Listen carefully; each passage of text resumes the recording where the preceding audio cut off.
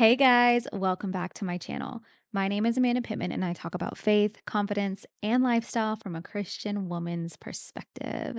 And here I'm with my best friend, Abrielle Muse, and we're going to be talking about how we personally navigate beauty standards, how they've impacted our lives, and even Abrielle's journey with makeup and hair and the likes. So I'm excited to talk about this. Right now, I'm doing this no makeup and no straight hair consecration. You actually knew I needed to do this Yes. before God told me I needed to do this, but you never told me. So tell me why you knew, and let's go from there. So the reason I knew was because a lot of the conversations we'd have where you'd express oh, like how much you really rely on makeup and all that stuff. It just reminded me of me. A few years ago, like years ago, I was like living with my friend and she wanted to run an errand. And she was like, okay, let's go. And I was like, okay, 1 second. I need like at least an hour because I need to like shower and then I need to like do my makeup and I need to do this. She's like, we're running up the street. Like, it's not that serious.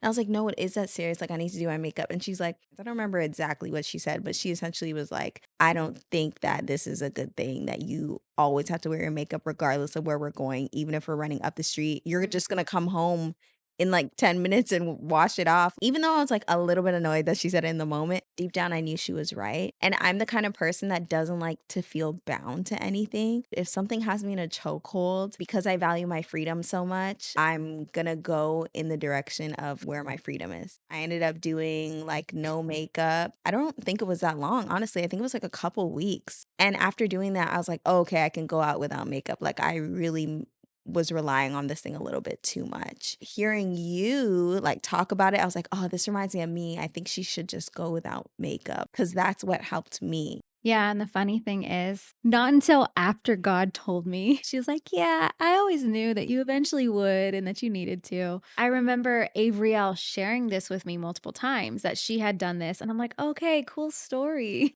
Kind of thought that you would pick up though on it. No. I'm like, that's cool for you. I think I had so much comfort embracing it. I mean, obviously it was hard, don't get me wrong. But like I had a lot of comfort knowing, well, my best friend has done it before. Yours was like a makeup thing. Yes. Have you ever had a hair thing? Like what has been your relationship with your hair? I still have a hair thing. Oh, you do? Oh, for sure.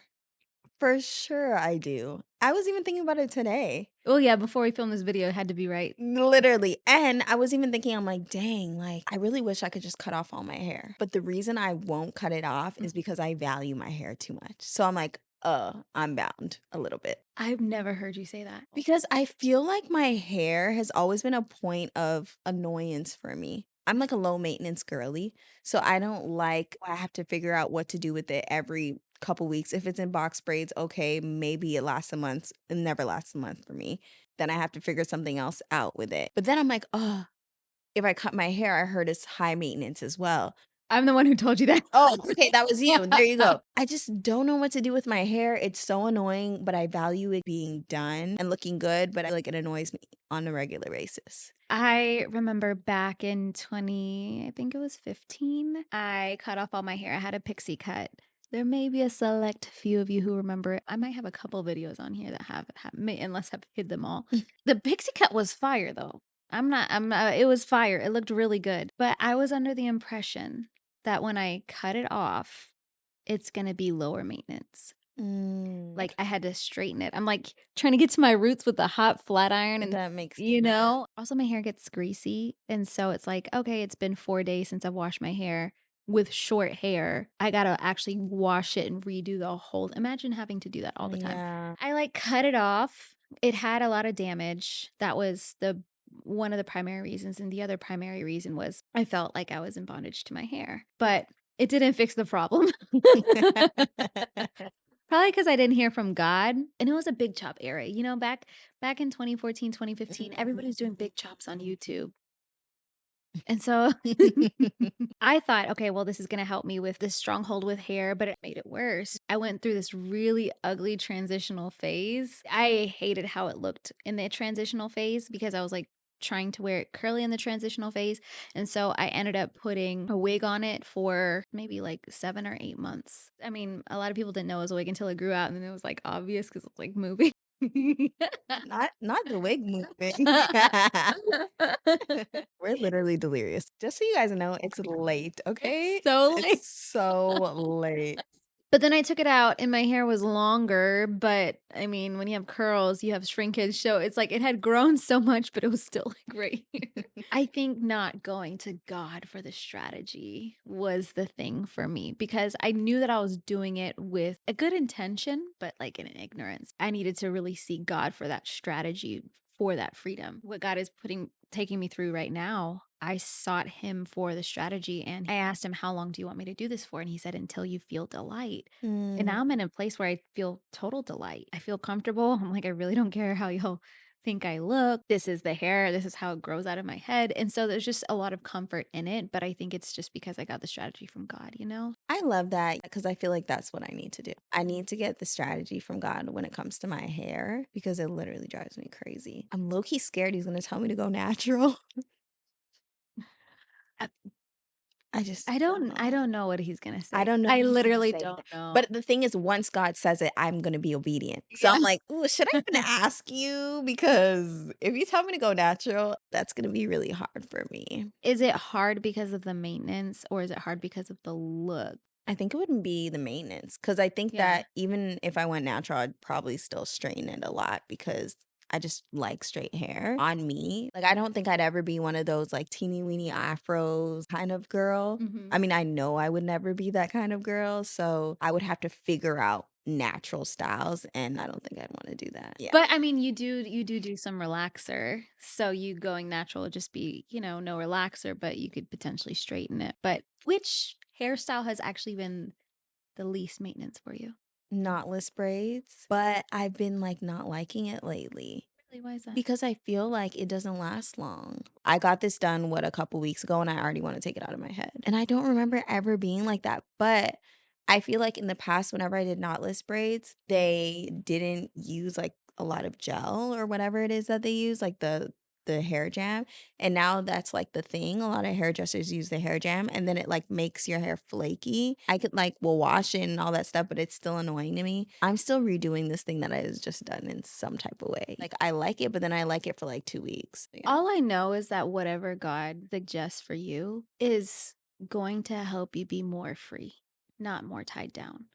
Come Because on. God knows how he designed you. The parts that I've seen and the parts God has shown me about you is that you are a cageless bird Mm. and you are meant to fly. Like that is how I see you. That's how God sees you. I highly doubt that God would require you to do something that requires more time on your hair, Yeah, because like you already don't hyperfixate on your appearance. You like to look nice, you like to look good, but you don't hyperfixate on it because you're trying to live your life. Like what's most important to you is how you experience your life. exactly. The biggest thing for me wasn't the amount of time that went into my hair or like finding the easiest thing. And I mean, straight hair is a little bit easier. I don't have to restyle it every single day. I think for me, it was the aesthetic part that was a Mm. stronghold for me. But I mean, I never know what God is gonna do. And this is not me saying, "Thus says the Lord," but I am saying God knows how he designed you. That's so good. And that's so comforting. And this is something I'm really unlearning in this season is like I will put certain like attributes on God, Hmm. because of like past experiences or whatever. If I truly had this belief that like no, God wants me to be free because he's created me to be that way, Mhm. it's going to lead me to more freedom, then regardless of what he leads me to, it's going to mean more freedom for me and I'm going to therefore be okay with it. As opposed to me feeling like, oh, he's going to like do something and it's going to be I'm just not gonna Yeah. like it, It's like, where does that come from, And I'm just learning to see God the way he actually is, as opposed to like, oh, he wants me to do more work and he wants me to like be this kind of person that I'm not. And it's like the duty versus delight Yeah. conversation. Like we serve God from a place of delight and not duty. And whenever God gave me this assignment to do, because I was so bound to the whole makeup thing, at first it was like super hard for me to Mhm. even accept that this is what he's asking of me. But when he shared with me, do it until you feel delight, it's like, oh, wow. Like, you're not doing this so that I can suffer. You're not doing this because you're taking something away, but you're giving me a better life. You're So not trying to take something away, but you're showing me a better way. In that, it actually brings about greater freedom, greater joy, greater delight. Like I literally was on stage hosting at my church without makeup. Like I would have never imagined mm, ever doing that. I never imagined doing videos on Instagram or YouTube without makeup. But now I'm like, dang, I'm free. And I I like love it. that. I like that freedom. It just goes to show it's because God loves me. It's from a place of delight because he wants me to have something that's good, not Yeah, take away something that's good. so good. How have you, throughout the years, navigated beauty standards, being comfortable and confident being you? Throughout the years, I didn't really struggle a lot with like feeling I had to meet a certain beauty standard because my mom and my aunts were so good at pouring into me as a little girl. Mhm. So as I grew up, they would always tell me like, "Oh, Ariel, you're so beautiful." Da, da, da, da. Like they would gas my head. When I entered the real world, like high school, university, I like also always had boyfriends. Mhm. So like I never really felt like, oh, I'm not chosen. That kind of was the standard. I wasn't saved at that time. So for me, it's like, oh, if I can get a man, I must be doing something, you know? I felt like I always had a man. So I must be cute, you know, if I'm pulling them. Well, you are. It's true. It's just it's reality. And then I remember like this one specific instance that really gassed my head What happened? was so I was like talking to this guy. We were like fooling around. We weren't dating. He wanted to date me, but I didn't want to date him. But he was cool and everything. He was introducing me to his friend, and then his friend was like, "Where do you find all these beautiful dark skinned girls at?" And I don't, now that I look back to it, I'm like, dang, was that like a shade at dark skinned girls? But like throughout the years, I'm saying that to say I didn't really feel like I needed to meet a certain beauty standard because I felt like where I was at was good to meet my standards, which was pulling a man. Now, like I'm on social media and I've had 2 kids. Things are different. My body has changed. And now I do feel like I'm in a place where I'm like, there's certain things I want to change. But it's Mhm. mainly body wise and it's mainly to get back to what I was before. Something that I have dealt with is like seeing a lot of women that have had kids and how their bodies just went back. Mhm. And I'm like, dang, I wish that I was one of those women. Like, I don't even want a bigger butt. I don't even want bigger boobs. I just want What you had. what I had. Yep. Exactly. And then seeing other women where that actually happened for them has kind of like exacerbated that. I think all of that makes sense because you are very beautiful. So it Thank you. makes sense that you got a ton of affirmation and you had great women around you. Even hearing that makes me super excited for Safe. Even Shiloh too. I mean, he's a handsome, like young boy and everything. But I think society really goes after girls, you For know? sure. You're just going to continue that legacy of confidence and Yeah. affirmation and just encourages me even for Lily, my Yeah. daughter, because it's like, okay, I actually have a friend who did not struggle with body image or looks or any of that. What a testimony because so many women do. Yeah. I see that as a template. That's what I want for my daughter. I'm going to try and create the same atmosphere, you Mm. know, like minus the boys, stay away from the boys. Also, changing after motherhood is so Ghetto. And I also didn't know. Did you know? You know, I just assumed I would be one of the lucky ones. Like, Uh, I never thought that I would be one of the ones who has stretch marks all the way up to here. Like, my stretch marks are very intense. I mean, I shouldn't have been shocked because I gained a lot of weight with my first pregnancy. I just thought I'm just gonna be the snapback, you know? And I did snap back in terms of like size. same. But, like, the skin, the stomach, it's not the same, and it never will be unless there's an intervention, a surgical intervention. Because it's the things that people can't see, if we're honest. It's always the things that people can't see. It's the things people can't see, and only you can see it. Is that really what it's more about? It's like, "Oh, I can see when I'm naked, and I just don't like it when I'm naked." Yeah, I think I look great with clothes on. Same.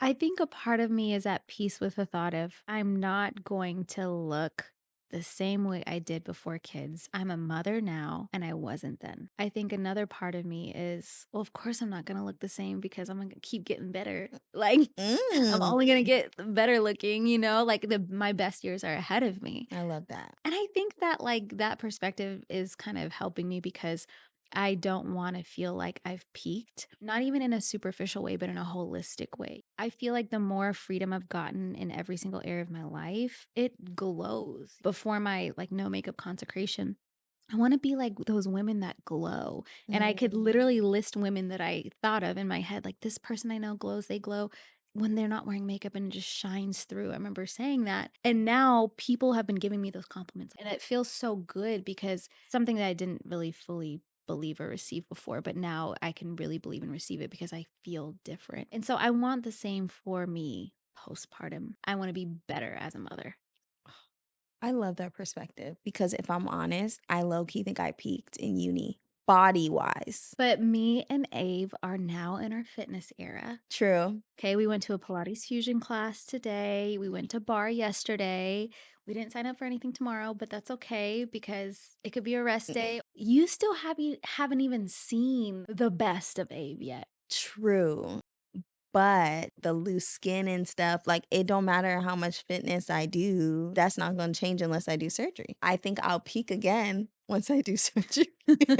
I appreciate the honesty because I mean, I get it. I think part of me wonders whether you have surgery or whether you don't have surgery, you would actually adore the person you become in really investing in the body that you're building. Like, I know that I always feel so much more confident when I'm like regularly working out and when I'm eating well because I feel like the body that I have is a body that I've invested in. And it just Mm. makes me so much more proud because there's an intentionality behind it. But I don't want to project that onto you. Maybe there's one solution for you. For me, I know I always feel so much different. I already feel different after just a couple of days. I feel really proud of myself. Okay, so you feel in this moment, if you never got any surgery, that you're like, "I just love this, and I'm happy with how I am, and I don't wanna change it." Um, I don't know how to answer that question. Okay, because on one hand, if I never did, I would live a happy, fulfilled life. Same. I agree. And because it costs money and I've gone this far without it and I'm all right, I'm obviously going to be okay. Could I go without it? Yeah. Could I be happy without it? 1000%. I already am. Right, I'm already at peace without it. right. But would it be nice? Would it be my preference? Yes. So that's why it's hard to answer because it's not like I'm devastated. It's not like you're taking something away that I once had. I've never had it. So if that option was off the table, you're like, "Okay, If it was off the table, it's off the table. What can I do? okay, It's something that I would like to have, but I don't feel like it's something that I have to have. okay, I don't think I'm there yet." Here's the difference between you and me. Okay. You've actually had a flat stomach before. I haven't. I've never had a flat stomach. I think I've come to peace. There's a returning Abe wants to do. Yes, like, I loved my body before. I literally Yes. thought I had the most banging like, I really thought that. I mean, you have a great body now. So I completely understand that. There's a difference between, oh, it'd be nice to have something that I've never had, but I've been fine without it this entire time versus, no, I've had it. I miss it. I wanna go back to it. The sweet thing, though, is that we're both married to men who, like, never make us feel that. Yeah. I've heard so many stories of men that, like, do make women feel that way, and it's like, I'm just grateful that our husbands don't. Like, "Oh, you need to go get surgery," you know? That would hurt. Duh. That would hurt so bad. I mean, Michael's literally never made me feel bad about my body. So I'm really grateful for that. It's been 100% like this is what I want. Yeah, Elijah's low key not even for it. He's an all natural man, you know? Very. Very much so. I'm glad we're talking about this because I think it invites other women into the conversation, whether you've had kids, you haven't had kids, struggled with body image, which I think it just goes to show the diversity of the female experience. Mhm. Even whenever it comes to things like surgery, as Christian women, the freedom to have conversation around it. All in all, I think that there's no shame in like talking about it and giving space for just like exploration and deeper understanding. Yeah. Just because the female experience is just so multifaceted, and also the standards that that society puts on us is really challenging as well. So here's how I want us to end. Okay. So there may be somebody who's listening right now and they're thinking to themselves, man, I'm really bound in the area of makeup. Mhm. It's something that I'm walking through and it's something that you've already walked through. What encouragement would you give to them? It's interesting because the first thing that comes to mind is an encouragement. It's like, go without makeup. Come with it. I'm here for it. For me, I think because I've already walked through it and then I just saw you walk through it recently, and I'm like, this is a proven strategy. If you're bound to something, I feel like the only way to be free of it is to go without it. That's so good. If you feel bound in the area of makeup, I think you really need to challenge yourself and ask God to give you the grace to go without makeup for whatever time. Because if you're really serious about your freedom, then you'll do whatever it takes. And then I would also encourage you, like, you're beautiful. But I also know that when you're in that place, it's really hard for you to receive that. It's kind of like you can tell me, like, you have the best body all you want, but like, I'm not going to think that if I just don't think that. But I'll still say, you're beautiful, you're fearfully and wonderfully made. God didn't make any mistakes when He made you, and you don't need makeup to be beautiful. And I would say there's so much beauty on the other side of it. There's the freedom and confidence to just be. And then on the looks part, you can actually learn to be beautiful without it. Here's what I mean by that.